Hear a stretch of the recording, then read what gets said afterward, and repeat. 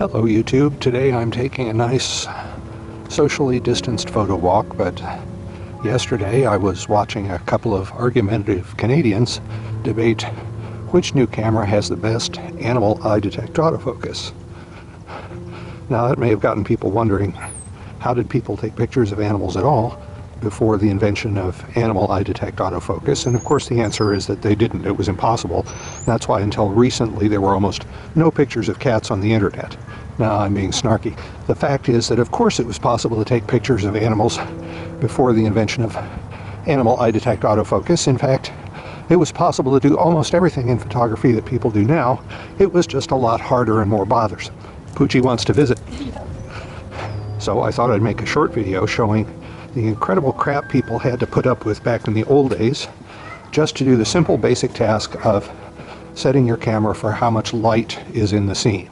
And of course most of the time nowadays you don't have to do this at all. You can set your camera to P mode for professional, pointed at the scene. The evaluative metering system will make a good guess as to what the proper settings are, and you can go on from there. But back in the old days we didn't have that. So if we were out on a day like this and it was in the late 1950s or early 60s, you might be using a camera like this one, and you'd have to set two controls. You'd have to set your shutter speed on a dial on top of the camera and your lens aperture with a ring on the front of the camera to change the size of this hole inside the lens. So how did you do that based on the scene?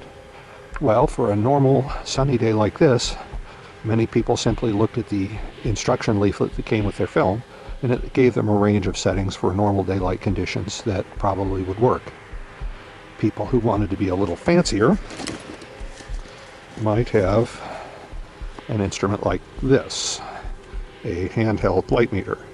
This was a fairly simple device to use. You'd set your film's ISO speed, which back in those days was called ASA, on a dial on the meter, and the amount of light in the scene would cause a needle to move back and forth, and then you would rotate the meter controls until a pointer lined up with that needle.